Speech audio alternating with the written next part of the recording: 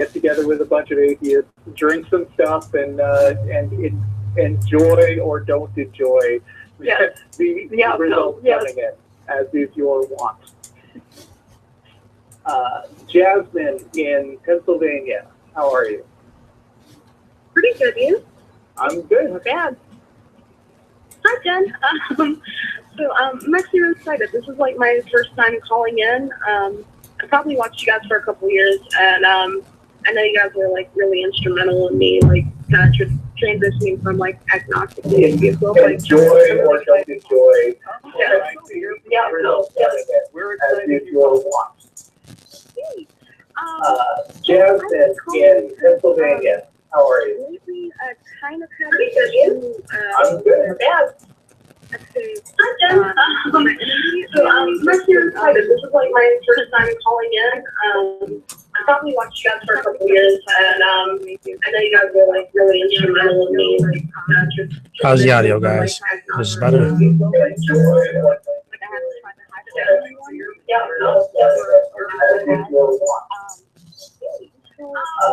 Jasmine in Pennsylvania, how are you? I'm good.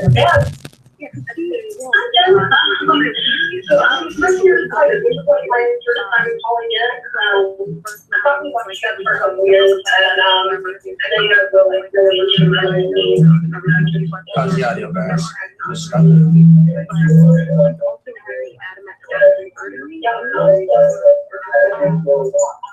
And her logic behind this is that she wants me to be with her immediately.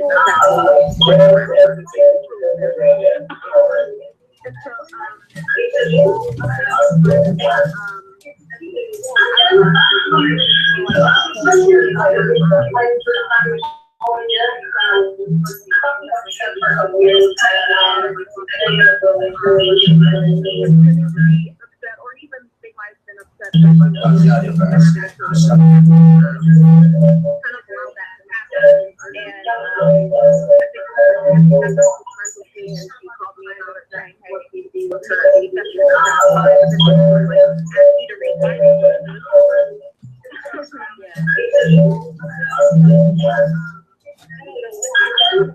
Because she is my mother and I love her very much, and I don't want to hurt her feelings, but at the same time it is really frustrating or she'll kind of discount my experiences. I don't know.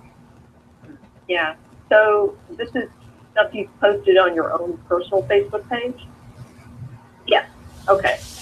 So I guess a couple things I'd remind people that what you post on your Facebook page is up to you, and that you're not obligated to adhere to their standards, because I'm sure on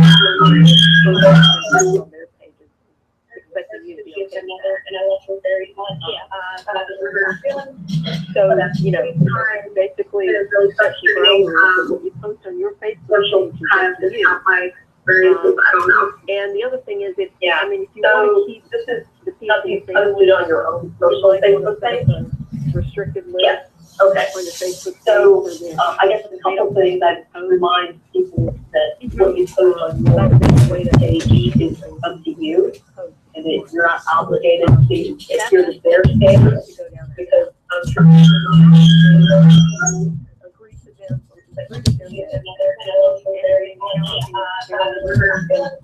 So that's, you know, basically your social and the other thing is, so this is stuff you posted on your own social Facebook page. Yeah. Okay. So I guess a couple things that remind people that people you post on your own social As is your and in argument, enjoy or don't enjoy. As is your want. It feels like you're just dealing with the typical problems in Pennsylvania. How are you? People.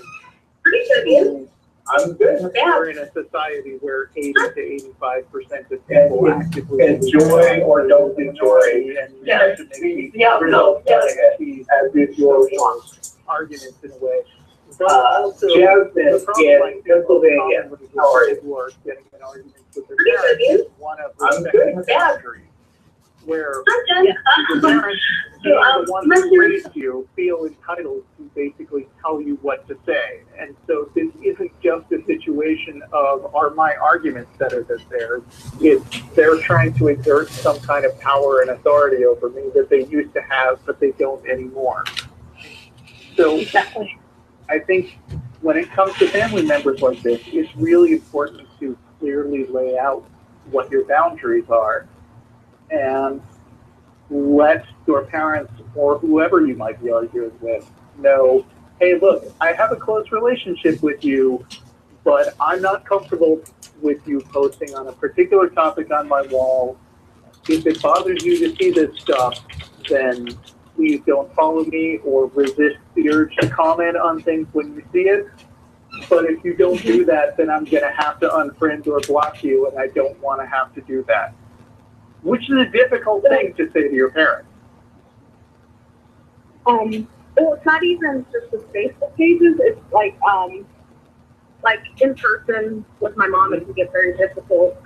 Because I do a lot of volunteer work, and one morning I had to wake up really early, and I saw her early in the morning, and I, told her I was going to go volunteer.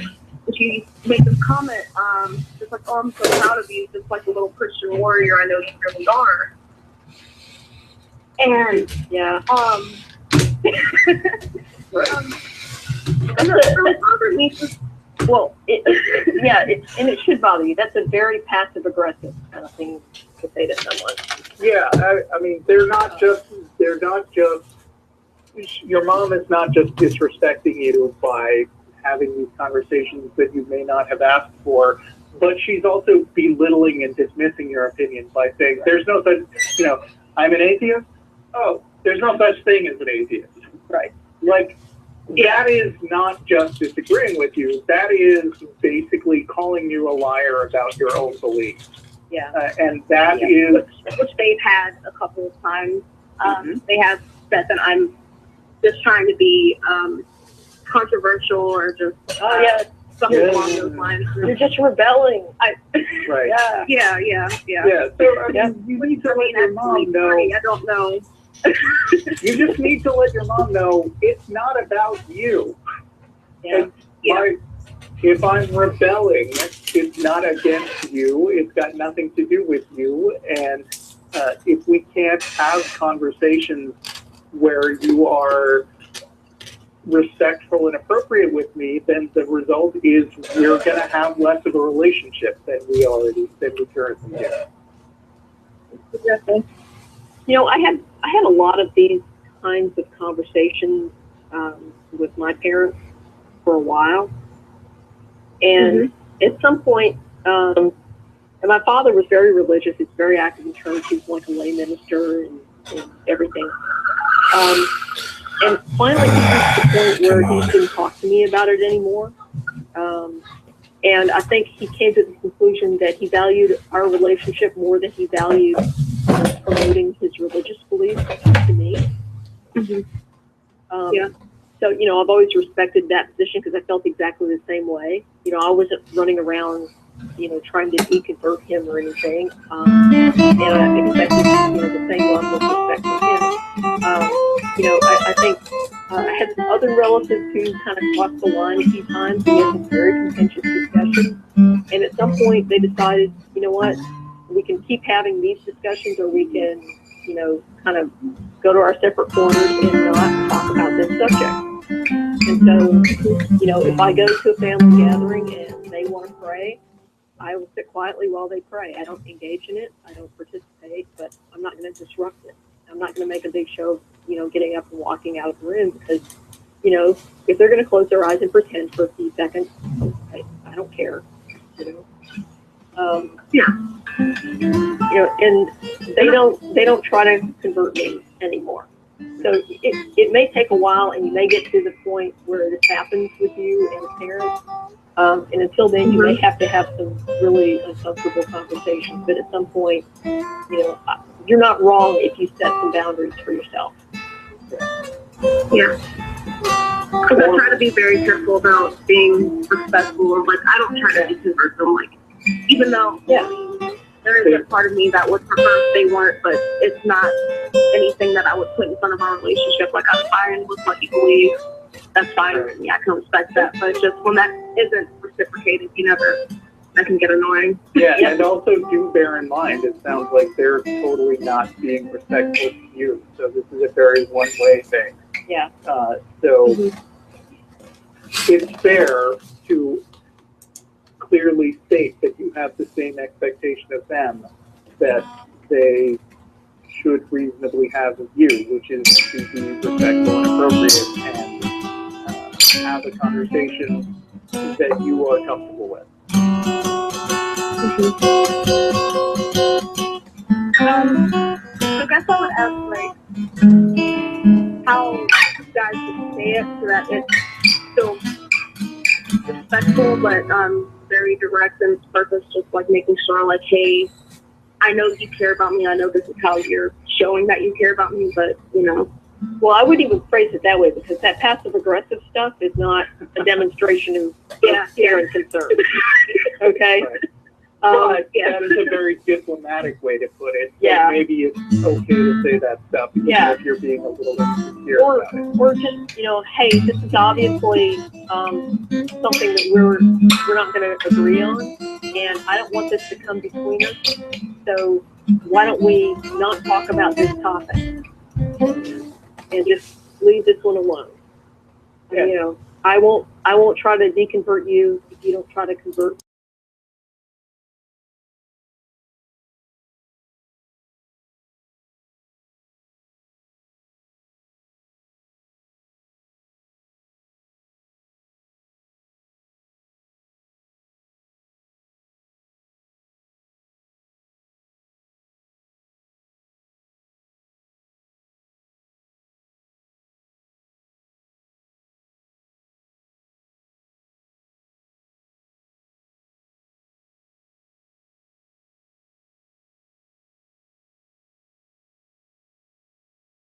It just means you are going to have to resort to temporarily extreme measures until they start being more respectful toward you.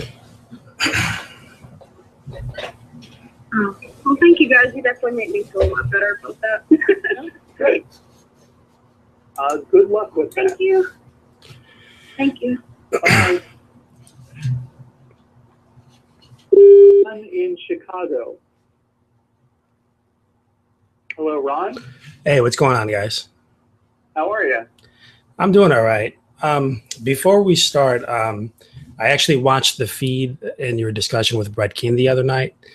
And can we make sure that while we're speaking that nobody overtalks each other? Because I noticed that while I was watching the feed from the atheist experience last week, the audio seemed to be very, very low. So can we make sure that there's not going to be any over-talking, that we're just going to respect each other and wait till each other are finished talking? Well, I'm not aware of any technical problems right now. We can try, although I have to say, like, we may need to cut in sometimes if there is a problem. And by the way, I'm here. It's funny you mentioned Brett Keane, because we've had a ton of technical problems with him, which turned out to trace back to the fact that he was trying to rebroadcast the show at the same time that we were talking. Mm-hmm. And I'm hearing a very similar echo from you right now. Well, I am streaming. I am streaming this through the live feed. So before we start, then let's make sure that you're not hearing that. That's actually not okay. Okay. Yeah, it's not okay. The reason it's not okay is because the atheist experience is copyrighted, and we don't let people rebroadcast unless the clips are short and you don't monetize them. Okay, but you're recording me right now, so turn off the stream, or I'll hang up on you. Okay. Well, I'm not going to give you an excuse to get out of the call, so I'll end this right now. Okay.